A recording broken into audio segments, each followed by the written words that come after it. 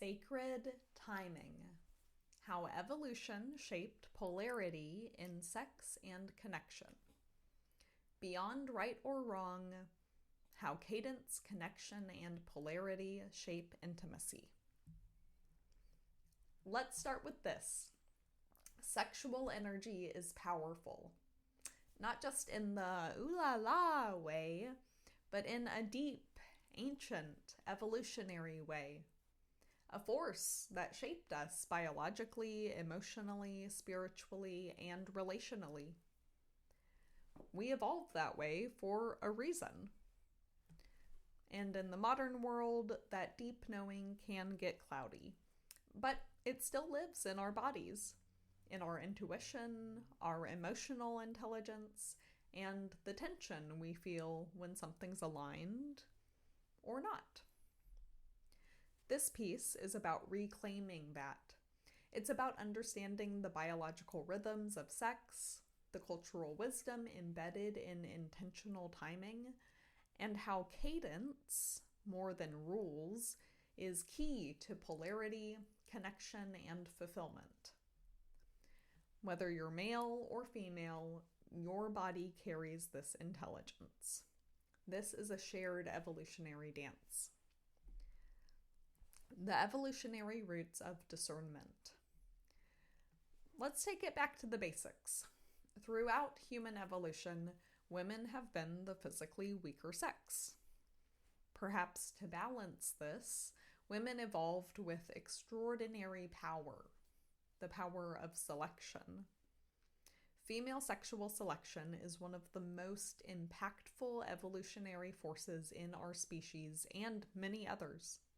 Across cultures and generations, the quality of a woman's choice had massive implications for the survival and success of her children.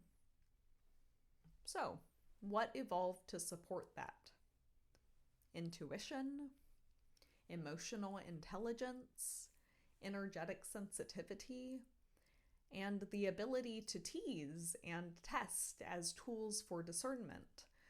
Not manipulation, but energetic evaluation.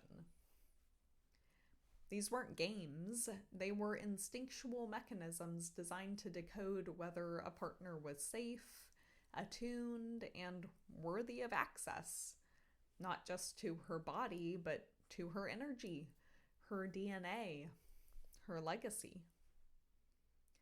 The vibe check you get when someone walks into the room, that's not woo-woo. That's millions of years of biological intelligence pinging through your nervous system, like a tuning fork resonating with truth. And men evolved in tandem, learning to attract, attune, and earn that yes from the partner or partners they desire. The most successful mates weren't necessarily the strongest. They were the ones who could meet that discernment with presence, not pressure. And this isn't a one-sided process. Men have their own versions of this evolved intuitive intelligence too, often felt in the gut, chest, or a surge of bodily clarity. The more both partners learn to listen to those signals, the more aligned and fulfilling the connection becomes. Do you want a deeper dive into the power of reclaiming and integrating our primordial wildness? This November 24 article, That's Wild Man, is for you. You can click on it in this article. Why force doesn't work. If forced sex led to better survival outcomes, we would have evolved into a species of rapists. But it didn't, and we haven't. Why? Because coerced, emotionally or physically, or violent sex doesn't produce the most viable offspring. Children conceived in environments of stress, fear, or power imbalance tend to have lower odds of survival and success. There's less bonding, there are fewer shared resources, and weaker social structures. Consensual, attuned sex, especially when it's mutually enjoyable, builds stronger emotional bonds. Strong bonds increase resilience, and resilience increases survival. So, while biology didn't write our moral codes, it did shape our fitness, and fitness shaped our culture. Over time, societies developed norms, customs, and practices that reflected this deeper wisdom. Sex is most fruitful when it's chosen. This isn't about being good or bad. It's about what works. And what works in both biology and relationship is mutual readiness. When either partner engages before they're truly ready, physically, emotionally, or energetically, it creates distortion. The exchange becomes uneven, and the connection becomes unstable. Waiting to have sex, creating spaciousness between now and the moment of the act, isn't necessarily a weakness. It can actually be great strength. And when either partner brings conscious clarity and pacing to the connection, it benefits both. The willingness to feel the heat of your own desire without reacting to it, that's maturity. That's polarity. That's sacred timing. The responsibility and blessing of choice. With great discernment comes great responsibility. And for many, especially women, that role can feel like a burden. Being the one who says no, who slows things down, who filters the energy of a connection. But when we reframe that role as sacred, not shameful, something powerful shifts. It stops being about withholding and starts being about guiding. Women, your ability to feel for timing, alignment, and resonance is not a flaw. It's a gift. Trusting that signal, even when it's inconvenient or confusing, is a powerful act of leadership. And the more you honor it, the more magnetic your presence becomes. This applies to all of us. Discernment is not just a feminine gift. It's a human one. Whether you're the one initiating or the one responding, the one pursuing or the one pausing, the quality of your attention matters. Honoring your internal signals, whether that's a yes, a no, or a not yet, helps shape relationships that are built on clarity, safety, and mutual respect. Men have evolved with intuitive intelligence too. Men can tune into truth through their bodies just like women, though some may need more practice. Learning to hear those signals is part of the same evolutionary conversation. The more both partners attune to their bodies, the more aligned the connection becomes. Men have also evolved to adapt, to attune, to listen. A man who hears a partner's signals, spoken or unspoken, and meets them with presence rather than pressure, is demonstrating evolutionary strength. He's not losing the game. He's learning the dance. Sex is sacred, and so is waiting. I've lived a lot of life. I've had my very wild seasons. I've explored sexual freedom, dismantling the boundaries society and family imposed upon me, and I'm grateful for those experiences. But at some point, freedom started to feel less free. And this offered a new level of refinement, redefining what sexual empowerment meant to me.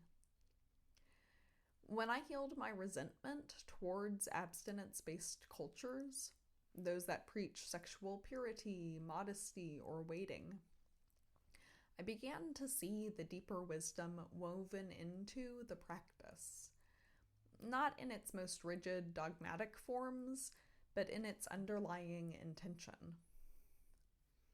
Here's what I learned.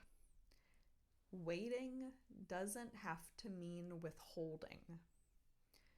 Waiting can mean feeling. It can mean discerning. It can mean honoring the process of magnetism and mutual readiness, directed by intuition, not rules. And while waiting may challenge some men and some women, the ones who learn it, who hold the tension without trying to bypass it, are the ones who grow, the ones who lead and deepen. As Brandon Joe Williams writes in Love is a Battery, true masculine leadership in sex begins with presence and discernment, not pursuit at all costs.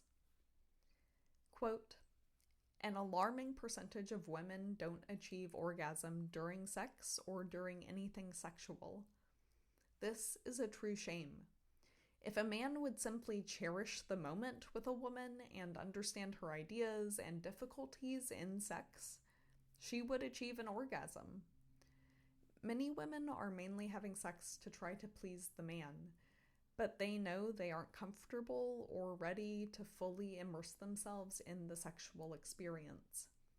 This violates the energy exchange and battery aspect of this universe. The man should actually be quite keen on knowing if the woman is truly ready or not. And if she isn't, then he should deny her advances. The proper way around all of this is to make it very clear where you're both at and don't allow the other person to bullshit you. End quote. A man who collapses under the pressure of waiting was never truly ready in the first place.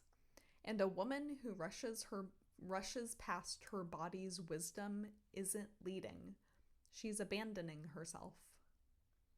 This isn't just about holding out for the one. These principles apply whether you're exploring short-term connection, long-term partnership, or anything in between. When both partners are honest about where they're at, temporary intimacy can be sacred too. My reflections on human sexuality are fueled not only by my education and personal experiences, but also by my professional experiences as a sensual masseuse, tantrika, cuddler, and OnlyFans creator. Want to understand more about this part of my life and how I evolved out of sex work and into authenticity and intimacy coaching? Check out this article, published in December 2024, former sex worker, now intimacy coach. You can click on the link in this article. Refining sexual empowerment. As I consciously refined my relationship to sex, beyond shame, beyond rebellion, I stepped into a deeper embodiment of power.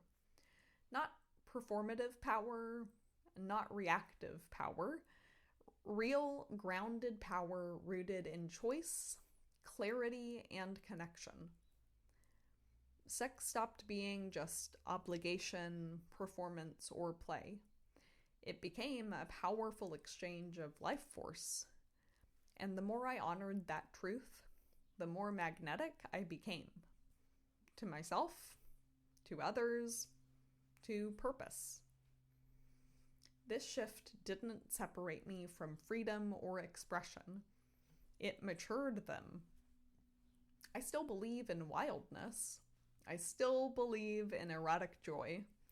But now, I believe even more in discernment, in resonance, in knowing when less is actually more. The tricky part? Most of us aren't taught how to use this inner guidance system with intention. We're taught to attract, not to attune. We're taught to chase validation, not to follow what actually feels aligned. Reclaiming that intuitive intelligence took time, but it gave me something lasting. Confidence built from the inside out. This isn't about control, it's about sovereignty. Your sexuality should be something you move with, not something that moves you without your consent. And no matter what your past looks like, it's never too late to refine your approach. You don't have to prove your worth through access. You don't need to prove you're healed, open, fun, or evolved by giving someone immediate access to your body. And you don't need to earn love through pursuit, performance, or pretense. Your grounded, honest presence is more than enough. To the women, if you feel the urge to rush past your body's truth to keep someone interested, pause. That's not alignment. It's abandonment. Your no or not yet isn't rejection. It's leadership. You're setting the tone for how deeply you're willing to be met. To the men, if a woman makes you wait, consider that she's not testing you out of meanness. She's honoring her clarity. And she's honoring you by inviting you to rise. She wants to see that you have the stability, capacity, and vision to meet her. Not just in the moment, but perhaps down the road as well. If she's present and still not ready, that's a sacred moment, not a loss. Timing isn't a tactic, it's an invitation. And when both partners meet that space with honesty and respect, even a short-term connection can become deeply regenerative. How to harness your evolved intuition. Your intuition is not abstract woo. It's biological intelligence, refined over thousands of years. And it gets stronger with use. Here are a few ways to start tuning in. 1, slow down. The moment you feel rushed, pause. Intuition gets overridden when urgency takes the wheel. 2, feel your body.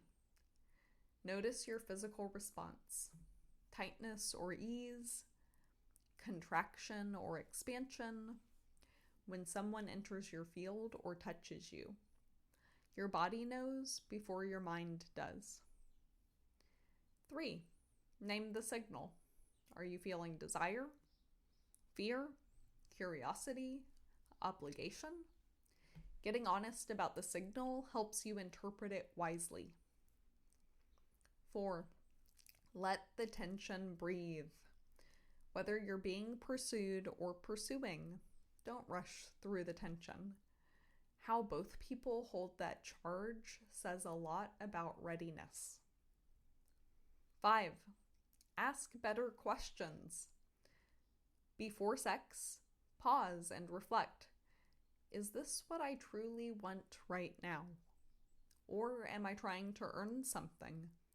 Validation, love, control, approval. 6, reflect after connection.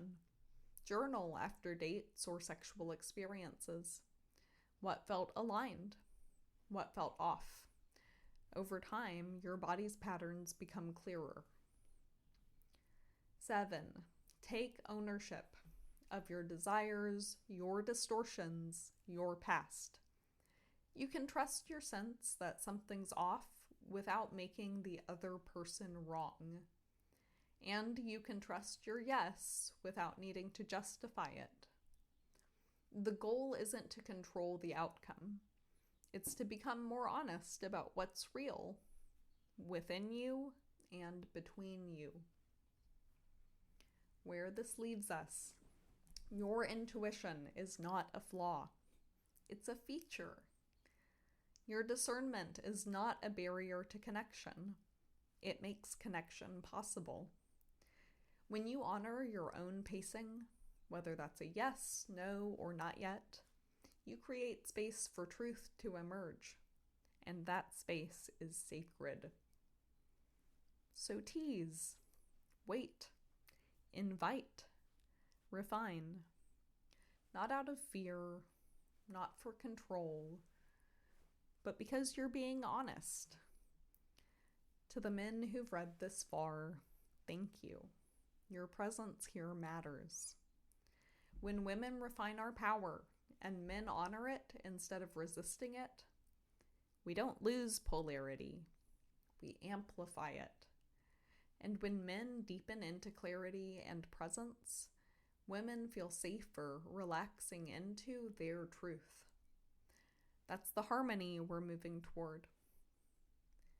With reverence and a little fire, Rose.